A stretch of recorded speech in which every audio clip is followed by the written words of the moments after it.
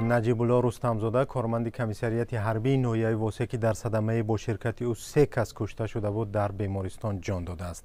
صدمه روز 22 سپتامبر زمانی رخ داده بود که او سواری تویوتا کامری به ماشین سمت مقابل برخورده بود. وزارت کارهای داخلی صدمه را اشتباه او نامیده بود. دو منبع رادیو آزادی گفتند که در این صدمه جگر و سر و چند جای دیگری بدن رستمزاده 33 ساله سخت آسیب دیده بود و پس از 3 جراحی به هوش نآمده و روز 8 اکتبر درگذشت.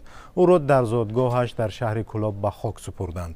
همصحبتان رادیو آزادی گفتند که کارمند کمیسریت حربی آن روز به خانه میرزا حسین نوریدینوف ساکن دهه زحمت آباد جماعت رودکی واسه رفته از این مرد خواسته است که پسرش را برای رفتن به ارتش حاضر کند.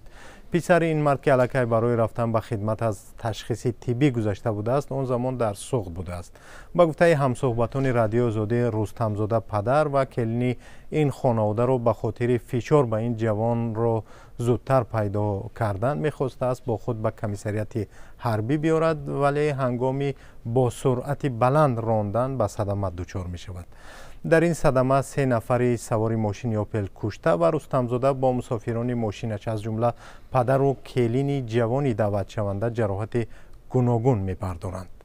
پلیس به ذکر منصب رستمزاده گفته بود که او با سرعت بلند ماشین رانده سبب این صدمه شده است.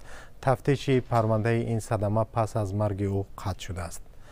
در تاجیکستان دعوت جوانان به ارتش ادامه دارد. برخی از ساکنان شکایت میکنند که در اکثر مورد مقامات از راه زور یا ابله جوانان را به ارتش میبرند.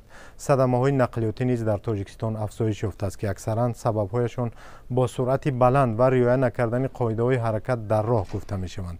بر اساس آمار رسمی روز تا 3 نفر در راههای تاجیکستان در صدمه ها کشته میشوند.